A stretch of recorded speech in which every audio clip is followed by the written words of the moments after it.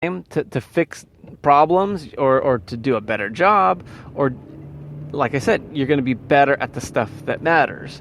So you do need to be smart about it. And that's a problem with any company that gets started. They don't know what doesn't matter, what matters. So they do everything. So their bid has to come in high, and therefore it's hard to get in the business because the guy that's been doing whatever it is you're doing for a long time, he could slice out all the fat, come in at a more competitive price, and do it faster, and get the credit as if he's doing a better job. So, sometimes, you do have to lose at the beginning, or work for somebody else, or, hire somebody that knows how to bid things. So you can be a better company. Now I'm trying to remember what, how did I get into this? We were talking about, not doing something that you're not going to get credit for. It doesn't mean you're a bad person. It just means that, like what I call it is if, let's say you're a cleaning company, you could do it instead of, okay, we're going to do everything from top to bottom, from one corner of the property to the next. No, we're just going to do more of a property maintenance, and then you can kind of see what needs to be done, and then charge accordingly. That's another way to kind of creep into a market if you don't know how to bid things. So in any event, so now you're in sales, and the thing you need is for people to trust you. Of course, trust will go a long ways. And how do you get people to trust you? It's doing the right thing when nobody's looking.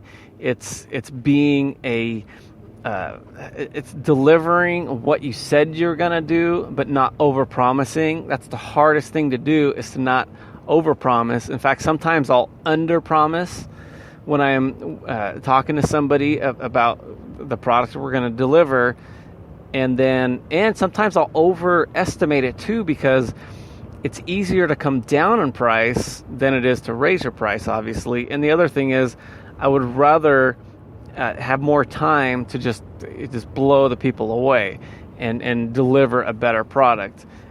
And if you have more time, it's just, you could just look for things that need to be done. You can offer more services, and again, make sure the customer knows what you're doing. Because the other thing too is, okay, that's great. You're gonna paint the back of the Disneyland set, like I said. But the problem is, if you don't tell the customer, you just did it for yourself. And okay, I'm glad you feel good, but now the customer doesn't know. So don't be afraid to point out what you're doing for the customer, and because they want to enjoy it too.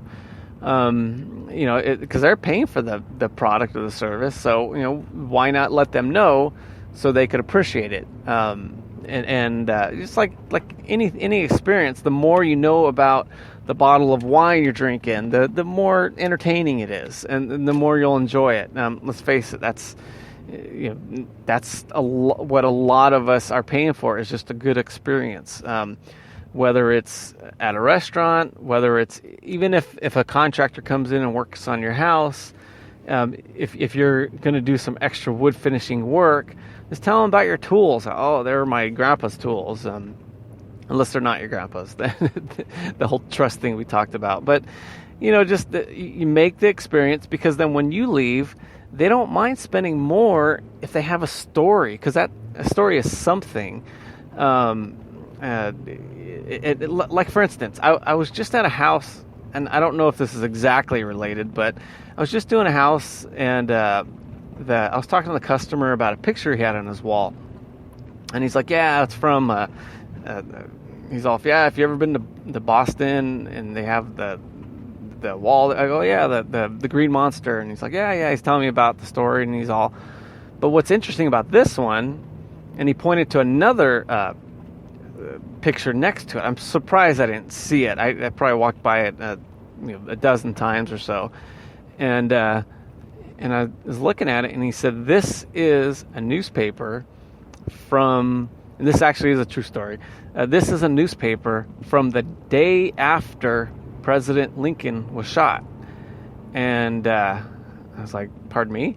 And he said, "Yeah, his mom's mom kept it unfolded in a book, probably the Bible, I can't remember, but and then she gave it to her daughter, and then her daughter gave it to my customer. He's elderly, I guess you'd say, and I haven't did the math yet, but I don't think he was lying. But it was in poor shape because it was folded, and like people always do with old documents, they Scotch tape it to keep it together, and then that tape becomes almost hazardous. The chemicals, not hazardous, but they start to destroy the paper around it.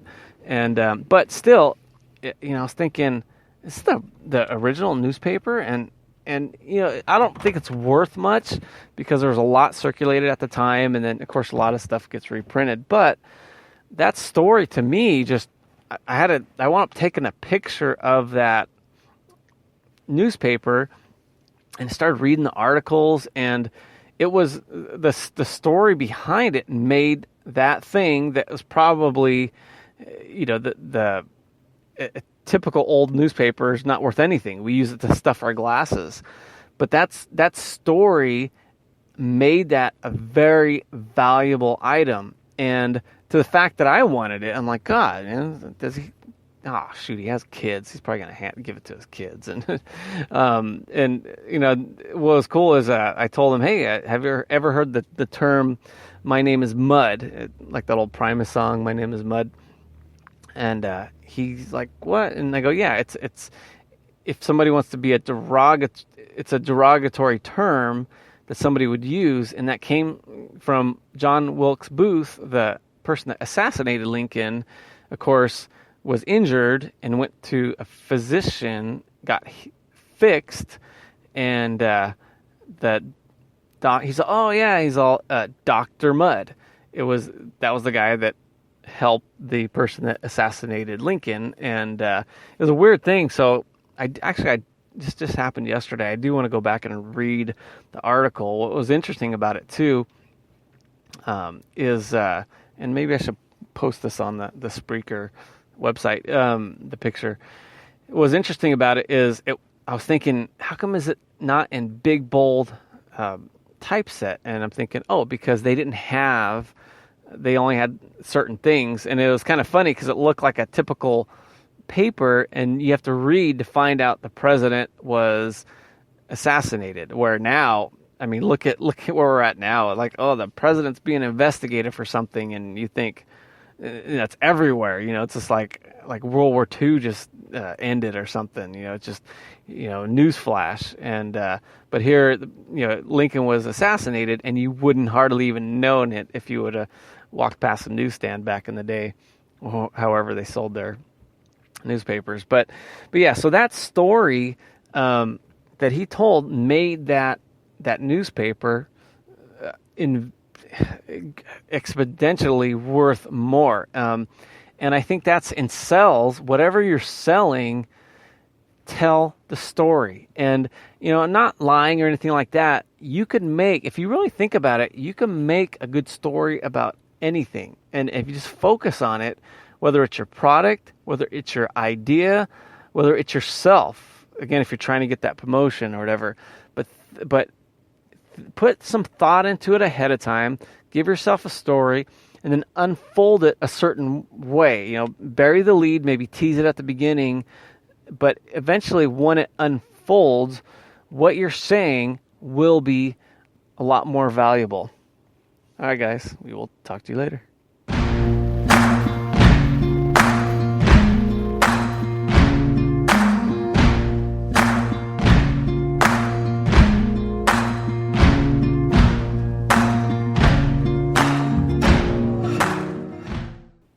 Maybe I should have said a story about me telling a story, and that would have worked better.